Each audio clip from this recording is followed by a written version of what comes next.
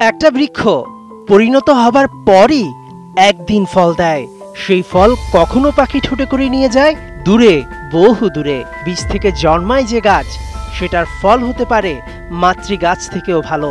কলম্বিয়ার কোচ নেস্তর লরেন্জো তেমনই এক ফল।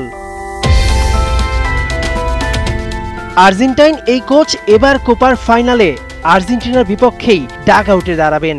আর্জেন্টিনার সব জিরে ফেলা লরেন্জো যেন ঘরের শত্রু বিভীষণ। ফুটবল ঈশ্বর দিয়েগো ম্যারাডোনাকে কাছ থেকে দেখেছেন, মেসিকে কাছ থেকে দেখেও যেন 2004 সাল থেকে 2006 সাল পর্যন্ত আর্জেন্টিনা জাতীয় দলের সহকারী কোচ ছিলেন এই মাস্টারমাইন্ড। খেলোয়াড় হিসেবে লরেন্স যেমন নোবডি, কোচ হিসেবে হয়েছেন ততটাই সামবডি।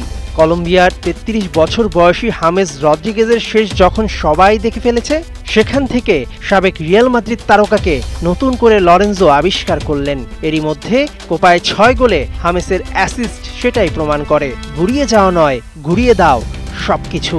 মেসিকে মাঝমাঠে রুখতে, অঙ্কুরেই অ্যাটাকগুলো আটকাতে মাস্টার প্ল্যান সাজাচ্ছে টানা 28 ম্যাচে অপরাজিত থাকা কলম্বিয়া।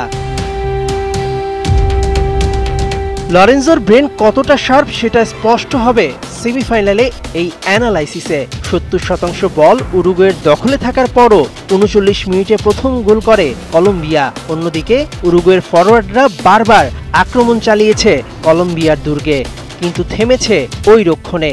ঠিক এমনটাই হবে লিওনেল মেসির সঙ্গে। ডাগআউটের আরেক পাশে দাঁড়াবেন লিওনেল স্ক্যালোনি, যার জীবনের প্রথম জাতীয় দল আর্জেন্টিনা। টেকনিক, ম্যাচ রিডিং আর ক্ষিপ্রতায় যিনি এখন সময়ের সেরা। আর্জেন্টিনার 28 বছরের শিরোপা খরা কাটানো কোচ একে একে জিতে নিচ্ছেন পৃথিবীর শীর্ষ প্রায় সব ট্রফি। স্ক্যালোনির জাদুর ঝাপ্পিতে যে একজন আছেন লিওনেল মেসি, যিনি একাই শেষ করে দিতে পারেন পৃথিবীর সবচেয়ে সেরা কৌশল এক নিমিষে, ম্যাজিক্যাল পারফরমেন্সে কয়েক সেকেন্ডে। তাই লড়াইটা শুধু দুই ফাইনালিস্ট দলের খেলোয়াড়দের নয়, বরং স্ক্যালোনি ভার্সেস লরেন্সেরও।